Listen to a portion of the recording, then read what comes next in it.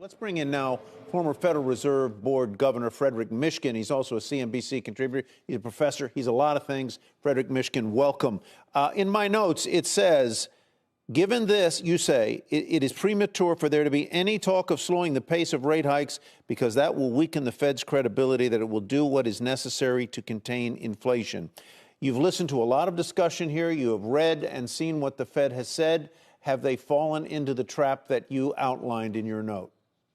Not yet, but I do worry that it's premature to talk about slowing down increases in interest rates. Realize that we're still at very low interest rates relative to inflation, and that's the key. That in order to deal, and also that the Fed got behind the curve up until recently. I have to tell you, I think they performed extremely well in terms of really turning 180 degrees. They made huge, I think, very major mistakes, which I've been talking about for almost a year and a half, but they now have got their act together. The problem here is that when you look historically and you look at cases where inflation gets out of control, the central bank or the Federal Reserve gets behind the curve, you've got to raise rates, and these are real interest rates, the interest rates adjusted for inflation, to levels which are at least 2-3%, and sometimes you have to even hit the economy much harder with the baseball bat, which is what Volcker had to do. So we're in a situation where any projections of what we think inflation will be over the next couple of years is certainly above 3%. Maybe we'll get lucky. And so this is telling us that the Fed needs to get at least to 5%, and I think even higher than that. And indeed, because they got behind the curve, they've got to show that they're really serious about getting inflation under control. And if they don't do it, they'll have to raise rates by even more, which would make things even worse. So let me go back to what my notes say you said to us, and that is that it would be wrong to do any, quote, talk of slowing the pace of interest rate rises. And it seems like you're saying they didn't say that. They didn't fall into that trap. No. So what is it that they did say in saying we are cognizant of the fact that there are cumulative effects of what we've already done, and that there will be lagging effects from what we will be doing? So this is actually what you should always do. Okay, so that monetary policy has long lags. I do worry a little bit that there are some more voices, and you sometimes hear them from the Fed, about some concerns about whether they could go too far. I just think that it's premature to do that now. That should they worry about this? Absolutely, they should. But we've seen absolutely no evidence that inflation is particularly inflation, which is taking out some of these volatile elements like food and energy, is contained and is moving back to 2%. No evidence of that.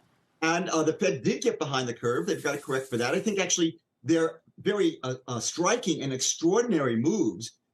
These are the largest meeting rate increases that we've seen since the Fed started targeting the federal funds rate. So there were larger increases during the Volcker era, but that was not a period where the Fed actually said it had a target for the federal funds rate. So that's extraordinary, but they have to keep on doing it to basically make sure that people realize that no matter what, they're not going to let inflation get spin out of control. Because if they do, they'll have the mistake that Volcker made in 1980 when the Fed backed off.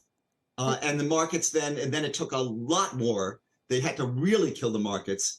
They backed off, they lowered interest rates, and then they had to raise them another 1,000 bips, another 10 percentage points in order to get where they were. And that really killed the economy. So that was the worst recession in the post-war era. I don't think we're going to be there. I think the Fed is cognizant of this, but mistakes could be made. And I have to be honest, I actually think I'd rather have the mistake right now be made that the economy ends up a little softer than otherwise, rather than easing up and then really having to clobber the economy later. So, it's a balance of risks. It's not an easy business to do this. The Fed has made some mistakes and it's got some very bad breaks. The Ukraine war is a nightmare for deciding on what to do policy-wise. It's a bad shock. And of course, it's a disaster for the Ukrainians. So it's a tough position. But I think that which way they have to lean, and particularly in their rhetoric, is to indicate to people that they're not going to make the mistake of easing up too quickly, as has been done in the past. Yeah, as a millennial, I'm still wrapping my head around 1,000 basis points. But because we haven't seen that really in my lifetime. That being said, those are wild stuff. I had a mortgage at one point during that period, and boy, they had mortgage rates which were close to 20%. It was I just had a 12% mortgage. It's incredible. I remember it well.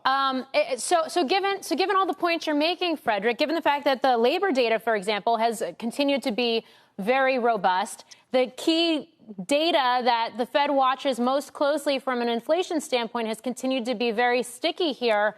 What would you expect from Chair Powell when he takes the podium in 4 minutes, given the fact that in many ways this has been, Richard Fisher said it this morning on our air, this has been the most transparent Fed historically we've seen, given the fact that he does do all of these pressers after all of these meetings?